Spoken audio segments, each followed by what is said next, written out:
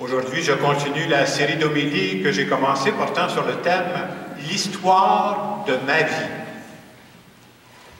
Ce qu'on a vu jusqu'à maintenant, c'est de dire qu'on est en train d'écrire l'histoire de notre vie. Des fois, on s'imagine qu'on écrit l'histoire de notre vie seulement dans les journées exceptionnelles. C'est pas vrai. Ça passe par les journées ordinaires. On a vu jusqu'à maintenant que ça doit être l'histoire de notre vie. Je ne suis pas le personnage central de mon histoire. Ça va être drôle à dire. À partir du moment où je suis croyant, c'est Dieu qui a façonné ma vie bien avant que moi je sois conscient. On a vu aussi, à travers tout ça, que Dieu nous a donné différentes choses. Dieu nous a donné des beautés dans notre vie. La semaine passée, on voyait ça, des cadeaux. Hein? C'était quoi les cadeaux? Bien, cadeaux de mon éducation, cadeaux de mes talents, cadeaux des personnes que j'ai mis sur ma route.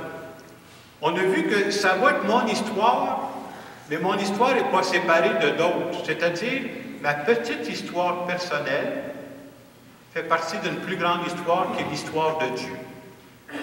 Et la semaine passée, on se disait même que, à travers tout ce qu'on a vécu jusqu'à maintenant, dans les belles choses et dans les moins belles, à travers tout ça, Dieu nous préparait pour ce qu'on a à vivre présentement. Autrement dit, il y a un fil conducteur dans ma vie. Je n'ai pas tout vécu ça, moi, juste par hasard. C'était pour préparer ce qui s'en vient. Ce matin, j'ai pensé vous parler d'une façon particulière de la première lecture, parce que c'est un livre de l'Ancien Testament que la plupart on ne connaît pas. Mais il y a un beau message dans ce livre-là. C'est de valeur quand on vient à la messe, on a juste un extrait, c'est difficile de comprendre le message. Je vous résume l'histoire du livre de Néhémie. Néhémie, c'est un Juif, mais il ne vit pas à Jérusalem. Il vit en Perse. Pourquoi? Parce qu'à cette époque-là, les Juifs vivaient en exil, ils étaient chassés. Et à un moment donné, Néhémie, il commençait à se poser la question, pourquoi on ne vit plus chez nous? Pourquoi on est parti? Ça faisait tellement longtemps qu'il ne savait plus pourquoi. Et quand il a retrouvé l'histoire de son pays, il s'est rendu compte qu'il y a plusieurs années, ses ancêtres avaient tellement faussé leur relation avec Dieu qu'à un moment donné, ça avait eu des conséquences. La ville de Jérusalem avait été détruite. Et beaucoup de personnes étaient parties en exil, vivre ailleurs. Et à un moment donné, dans le livre de Néhémie, il se dit, bien, j'aimerais ça retrouver des gens qui venaient de Jérusalem, on est tous éparpillés, là, puis on va retourner.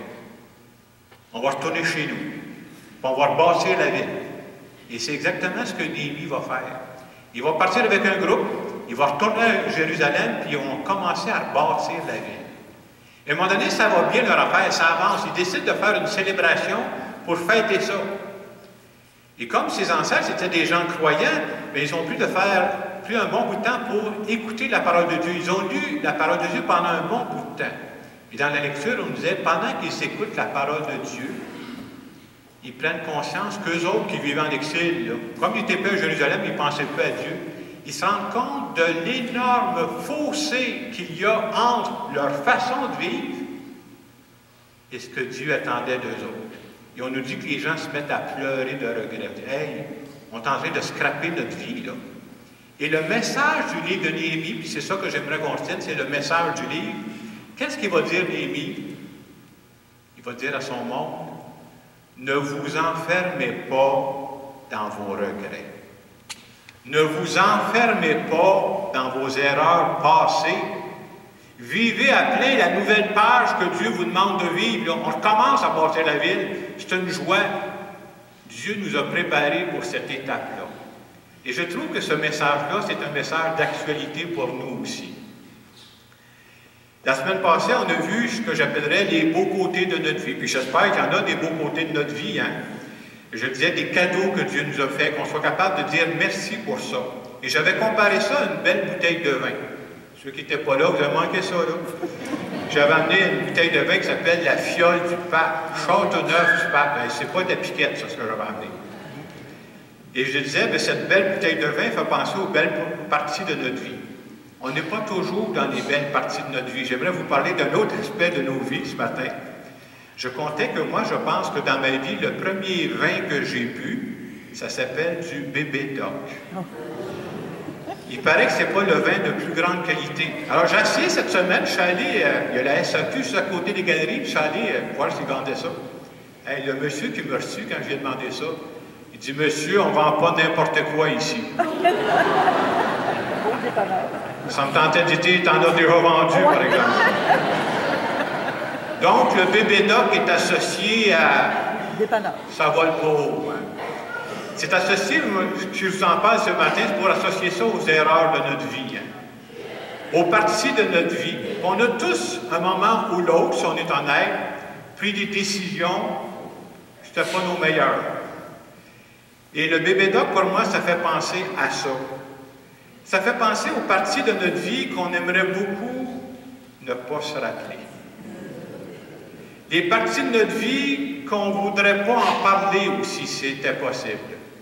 Mais la parole de Dieu nous dit, il ne faut pas nier ces parties-là de notre vie. Ça fait partie de notre histoire. Ça peut être quoi, ces parties-là de notre histoire? Mais j'essaie de voir des exemples de ça. Des choses qu'on aimerait oublier. Ça peut être des belles amitiés qu'on a vécues. Puis à un moment donné, ça a tourné en queue de poisson parce qu'on ne s'en est pas occupé. On a laissé ça se détériorer.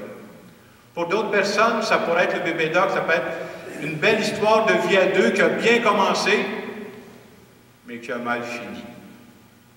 Le bébé doc, ça pourrait être aussi, des fois quand on le voit dans notre vie, tu dis, oh, j'ai fait des choix dans l'éducation de mes enfants, puis tu dis, oh, c'est à refaire, là, je ne ferais pas exactement la même chose. Peut-être qu'il me manquait un éclairage. Des parties plus tristes de notre vie, c'est de dire, à certains moments de ma vie, là, quand je suis capable de voir ça par après, j'aurais été capable d'aider quelqu'un, là. J'avais la possibilité de le faire, là. Je ne l'ai pas fait. Et je le regrette. Qu'est-ce que ça pourrait être aussi? D'autres tristesses qu'on a vécues. Donc, on peut voir toutes sortes de tristesses. Et le message qu'on veut nous dire devant ces tristesses-là, devant ces parties moins glorieuses de nos vies, c'est le message que Néhémie nous donne à travers son livre. Qu'est-ce qu'il nous dirait ce matin? Oui, ça fait partie de notre vie. Oui, ce sont des erreurs. Mais il nous dirait, ne restez pas enfermés dans vos regrets. Ne restez pas enfermés dans vos erreurs passées. Dieu est en train d'écrire une nouvelle page, mais parce que vous avez vécu ça, ça va vous aider pour les pages qui s'en viennent. Dieu n'a pas fini d'écrire notre histoire. Et la bonne nouvelle de la parole de Dieu, c'est de dire que ces parties-là de notre vie, ça peut être un lieu privilégié où Dieu peut agir dans notre vie. Pourquoi? Parce que dans ces parties-là, on se sent dépassé. Et c'est souvent quand on se sent dépassé qu'on devient plus disponible pour se tourner vers celui qui nous dépasse. Croire que Dieu a la possibilité de transformer ces erreurs-là pour être capable d'en faire sortir du bien. Vous savez comment on appelle ça? L'expérience. Et l'expérience, je m'excuse, c'est pas juste la somme de nos bons coups. L'expérience est aussi la somme de nos erreurs. Mais si je me sers de mon expérience, ça peut m'aider pour ma vie à moi, mais pas juste la mienne.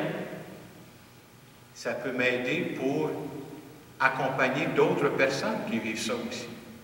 Donc, nous croyons que Dieu a cette capacité, j'appelle ça, de faire du recyclage. De partir d'erreurs puis de transformer ça en bien. Et c'est une façon de dire que nos vies ne sont pas bloquées par nos erreurs passées. Dieu nous accompagne. Autrement dit, on a un choix à faire.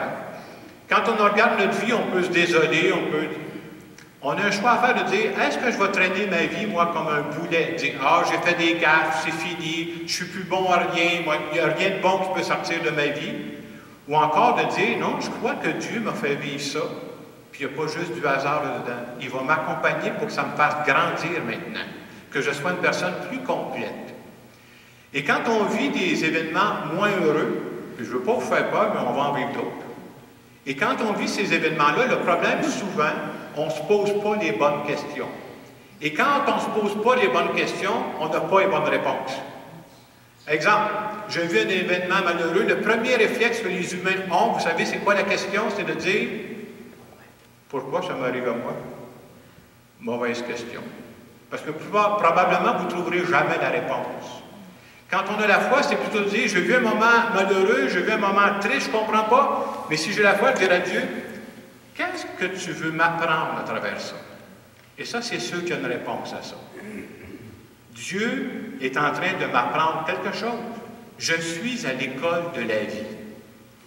Alors, en fin de semaine, moi, j'aimerais qu'on retienne ce beau conseil que Néhémie va donner à travers tout son livre. Je vous dis ça, et je vous le dis à vous, je vous le dis pour que vous le disiez à d'autres.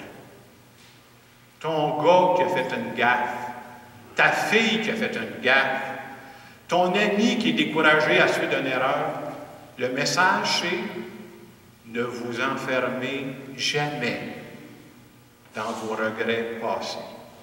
Ne vous enfermez jamais dans vos erreurs passées. L'histoire de votre vie n'est pas bouchée. Dieu est en train d'écrire d'autres pages. Et d'avancer avec lui, c'est consolant. Alors ce matin, dans le moment de silence qui va suivre, je vous invite simplement à dire dans votre cœur à Dieu, je choisis de continuer d'écrire mon histoire, mais je ne veux pas l'écrire tout seul. Je veux l'écrire avec toi.